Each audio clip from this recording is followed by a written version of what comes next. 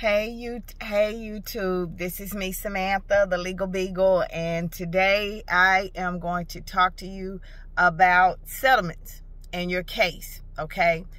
Well, because, I don't have on no makeup, and I just turned another birthday year. I'm 55, and I'm really excited about the new year, and I'm going to give you some update. I'm not going to tell you really the creditor, the person that I am in litigation with, but I am going to give you some update. And yes, it has something to do with credit acceptance. I ask that you like my video, subscribe to my channel, and hit that notification button, ding, so that you can receive updates on everything that I'm doing, okay? All right, so let's get it started, Okay, I had to sue a credit reporting agency because they were credit acceptance was furnishing inaccurate information, even though I told them no, this is not how it is. Some of you guys are like me. Y'all have submitted stuff to the credit bureaus.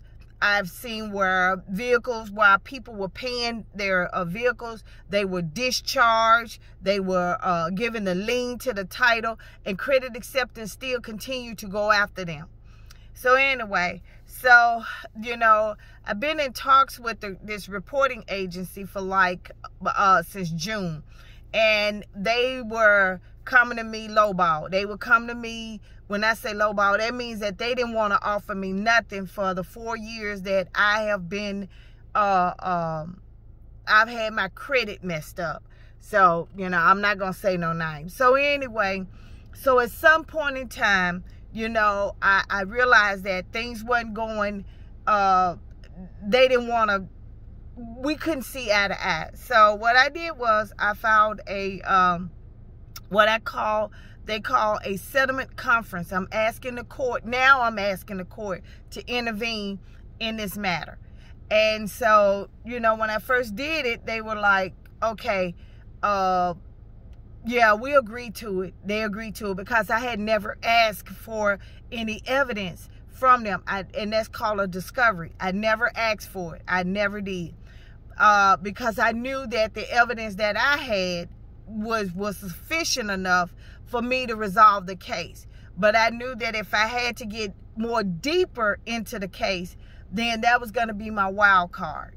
So what I did was, we couldn't see eye to eye. The credit reporting agency attorneys literally took over my credit. I couldn't get on it. I couldn't have access on it. I had to in order for me to get my credit repaired, I had to go through them. So then when I went through them, they sent me, they changed my password, everything. So what I did was, when I contact Equifax kept telling me to go to them. They were a credit specialist. You know what I mean when I do this. Okay. So anyway, what I did was I went and when I started telling them that under criminal law, they were impersonating a credit reporting agency. They released my documents. They released my credit report. But then at the same time, now me gaining access to my credit report online is impossible. So they asked me, could I call the number and fix it? And then I'm like, no, I don't have to. But you know what? To save face, I did. And I found out that everything that the lawyer was telling me was not true or unverifiable. So what I did was, during this settlement, I needed to know who had actual custody of my documents. With that being said, I did a discovery. Because a discovery would, and that's what it is. It means information that's under Rule 26 of disclosure. That means that anything that they have that I can use either for my claim or my defense, I can get access to. So now I'm asking them for questions like, who had custody of my credit? Who had this? Who had that? I have to be careful now when I do this, because I can't break the client attorney privilege, or the attorney client privilege. I can't do that, because if I do that, the judge would deny it. But I have to do it within the scopes where it's just coming below what I am asking for. So I'm getting ready to, because I'm not an e-filer, and an e-filer, we'll talk about that. That's when you can file things electronically without actually going to court. Most attorneys have e-file. I just have Pacer. Pacer is what I can see what they file when they file it, instead of them waiting for snail mail for me to do it. I can watch and see what they doing. Now, if you're going pro se, keep in mind now, check your court. Call the court and ask the court clerk, because some of you guys can e-file. I know Alabama can, and I know Michigan can, and I think Texas can, and New York can. So if you check those, because if you e-file, that means that you don't have to wait for the pleading to go to the mailbox and come to you. That means that as soon as they file it, you get it, and you receive it. That's how it works. You don't have to wait. You see it in real time when they file. So when the clerk files something in court, you get to see it, okay? But Georgia is not one of them, so I'm out of luck. And no, you don't have to actually live in the state to apply for the e-filing. So that's a good help, okay? So anyway, so now I'm not asking the court I'm not filing a motion, just a regular motion. I'm asking a motion to compel. And what I'm asking the court is, compel means I'm forcing them to give me what I need for my case, for whatever we getting ready to go through, okay? So that's going to help me a lot. So I hope you guys are following me. I thank you guys for all the, I'm going to tell you something. I thank you for the donations that you give me. I thank you. God knows I do.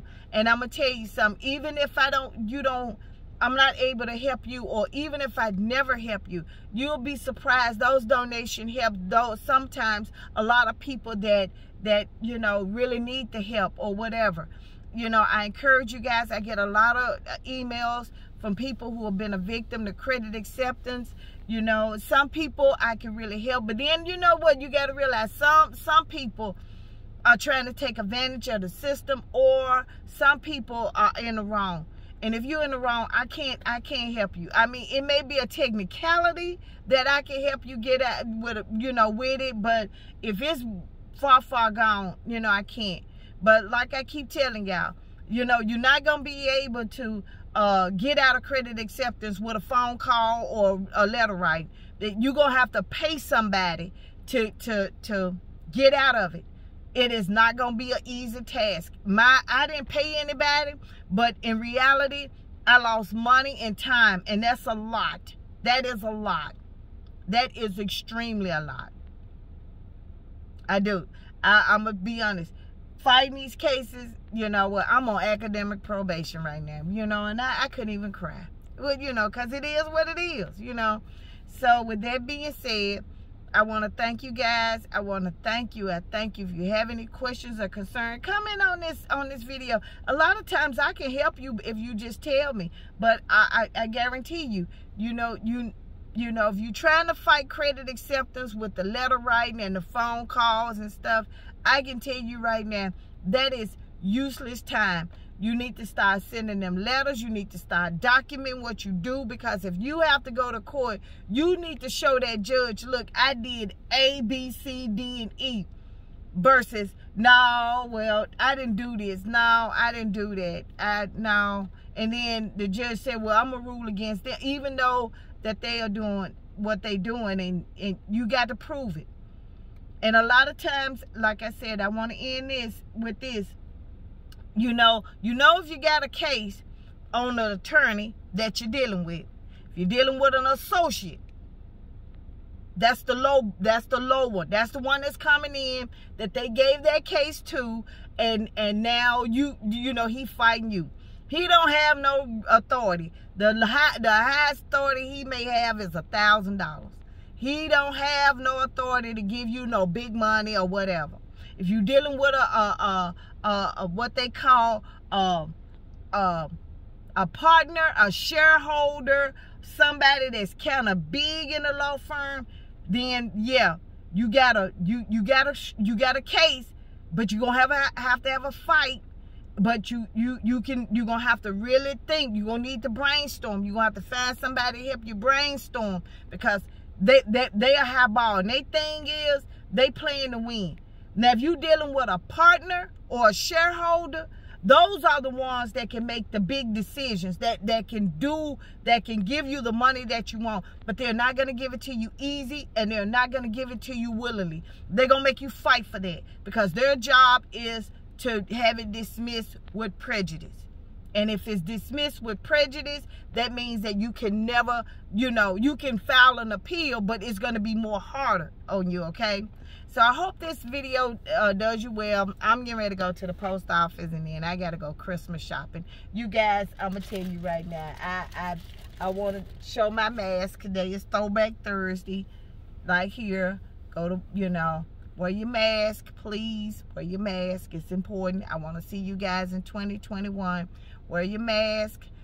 Stay safe, stay warm, and Happy New Year and Merry Christmas. Thank you so much.